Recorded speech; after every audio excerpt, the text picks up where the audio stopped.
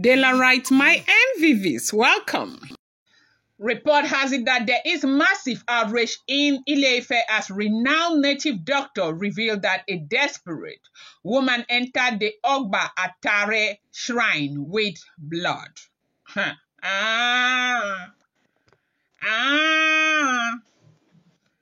people say a chicken that sees the fox dancing and still spreads its wings is begging to be souped. Yes, that is exactly what is going on.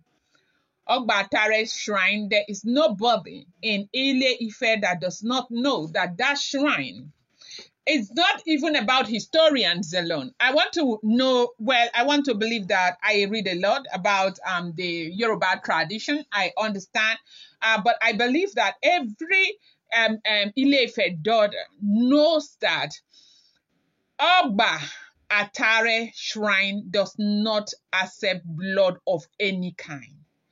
Not human blood, not animal blood, nothing, no blood. Well, sorry, I don't know about animal blood, but human blood, no. Now. When we talk about blood, we are not talking about somebody buying somebody to use for sacrifice. We are talking about some kind of violence that might bring about, a red or any kind of even menstrual. No, it's a no. And Ọgbà Àtàrẹ shrine is a very, very, big shrine inside the palace. Like, it was created by the progenitor himself, Oduduwa. That's one of their biggest shrines inside the palace, and they don't play with that shrine. Now, there is a report that a desperate wife has entered inside that palace with red, just to cause confusion. And they say the confusion is to get the king's men, the Ooni, and everyone busy with something else so that they can forget about removing royal immunity in the time being. And because of certain signs, things that happened in the palace lately, they had to invite a renowned native doctor. Yanifa has gone, and this is not to say other native doctors in Ife are not doing their work, but over time they say that snake no dey bite person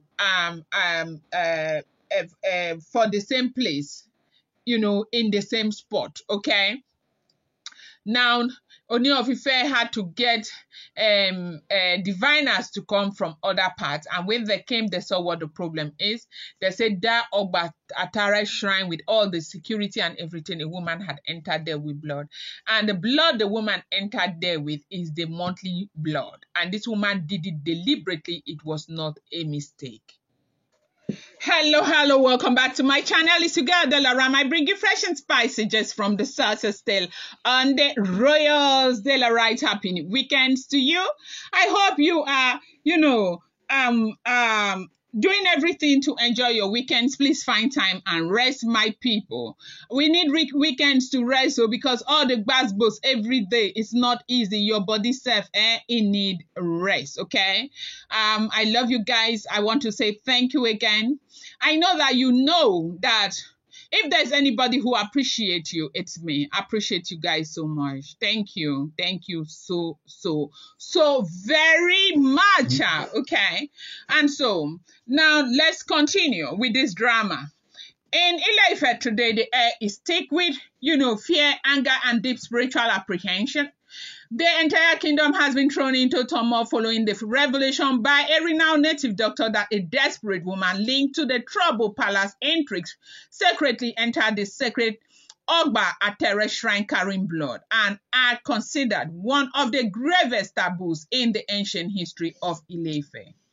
Now, to understand the weight of this abomination, it is important to know what the Ọgbà Àtàrẹ shrine represents. The Ọgbà Àtàrẹ is not an ordinary grove or worship space. It is the deeply guarded inner, spiritual chamber of the Ooni of Ife's palace, a place, regarded as the living heart of the ancestral mystical power that sustains the throne of Ile-Ife. It is said that the very bread of Ife rests upon the sanctity of this chamber, and for centuries its sacredness has been fiercely protected by generations of priests and king makers.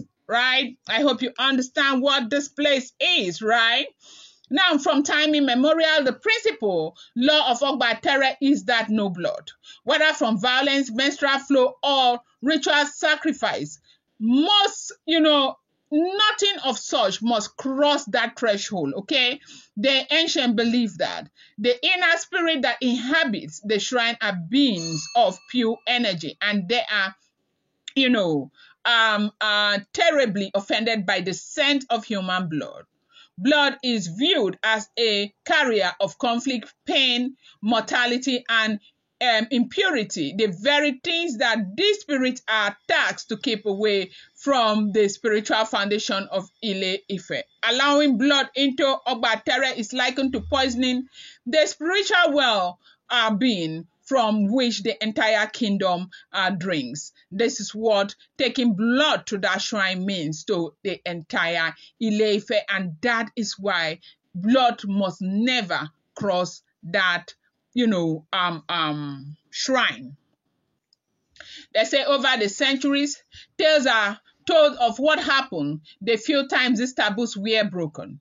Even by ancients, or by accident, crops will fail across the surrounding villages.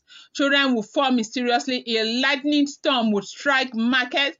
It is said that once, hundreds of years ago, a careless attendant who entered the shrine with an untreated wound brought a 7-year plague upon Ile-Ife. Since then, rigorous rituals of cleansing and strict protocols have been enforced around the sacred grounds. It is an abomination that no one in their right mind would ever dare until now. So when this respected native doctor, a highly regarded Ifa priest known across Yoruba land for his deep spiritual insight, announced to the Ooni of Ife and his council that his divination had revealed a deliberate act of sacrilege within Ọgbà Àtàrẹ.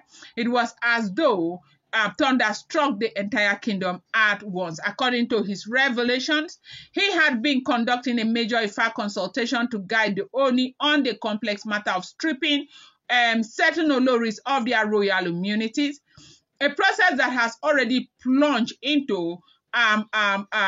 the palace into endless drama. The Ifa priest stated that as he began the ritual, he noticed the sacred kola knot consistently breaking in the wrong pattern. The opele chain tangled unnaturally. His bell cracked on the stone. These were spiritual warnings of something fundamentally wrong. And with the thunder, I don't know if you guys heard about that, heavy thunder around the Ooni of Ife palace, the kind of thunder that came to that palace, it was like a warning visit that I am coming back. And that was why this native doctor was called. Pressing deeper into the oracle, he saw vivid signs of blood contaminating the part of the palace spirit. It was then the god spoke clearly. Through Ifa, someone had carried blood deliberately into Ọgbà Àtàrẹ to disrupt, the spiritual balance of the land. Yay! Wow! This, was immediately interpreted as a desperate plot with, Queen Naomi now firmly restored in her place beside the Ooni of Ife, and with the Ooni pushing resolutely to strip the other Oloris of, their place, as in their immunity. In Ile-Ife tradition, the removal of immunity from an Olori is as close as one can get to a royal divorce without openly, announcing it. It removes her spiritual shield, cut off the ancestral privileges she and her lineage enjoy, and leaves her vulnerable to disgrace and expulsion.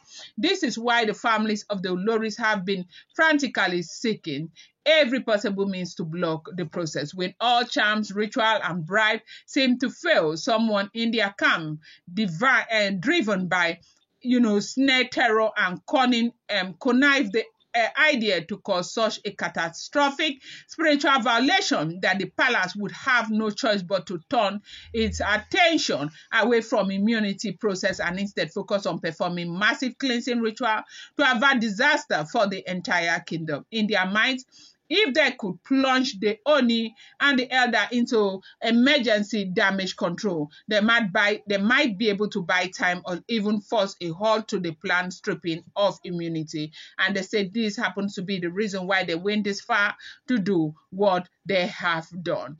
Yeah, they said the palace, oh my God, like everywhere don't scatter over this. Like nobody could believe that no matter how small you can go this route. I'm going to bring you more update. Do not forget that these are all alleged, rumored, unverified information making the rounds on social media and should not be seen as fact.